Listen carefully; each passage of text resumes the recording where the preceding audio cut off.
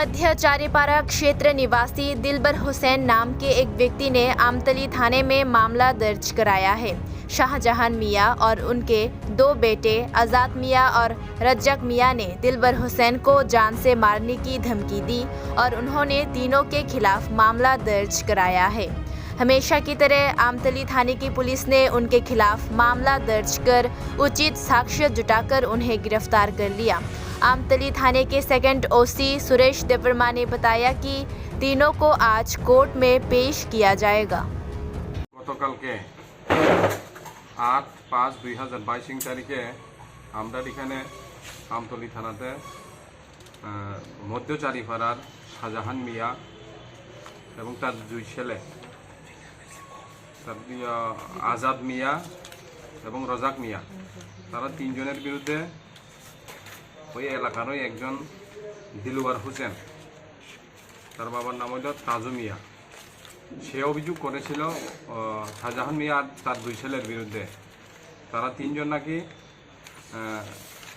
তার উপরে প্রাণনাশের হামলা করেছিল। অ্যাকর্ডিংলি তার সেই রিটার্ন কমপ্লেন মূলে আমতলী থানা কেস নম্বর হল 2022-এর 68 নম্বর case under section 341, 326, 307, 354B, 382B, /32 Indian penal code দ্বারাতে কেস রেজিস্ট্রি হয় এবং ওই কেসের তদন্তের সময় তাদের বিরুদ্ধে সাফিসিয়েন্ট এভিডেন্স পাওয়ার পরে কেসের তদন্তকারী অফিসার শাহজাহান মিয়া তার দুই ছেলেকে এই কেস কানেকশনে অ্যারেস্ট করে এবং তাদেরকে আজকে মাননীয় আদালতে প্রেরণ করা হবে। এই যে হামলা হয়েছিল সেটা কবে হয়েছিল? গতকালকে হয়েছিল দুপুর আনুমানিক 2 ঘটিকার সময়।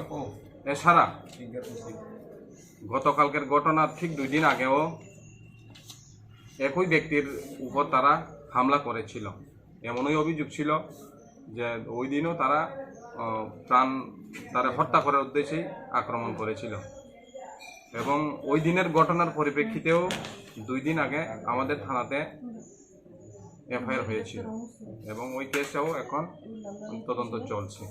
আচ্ছা।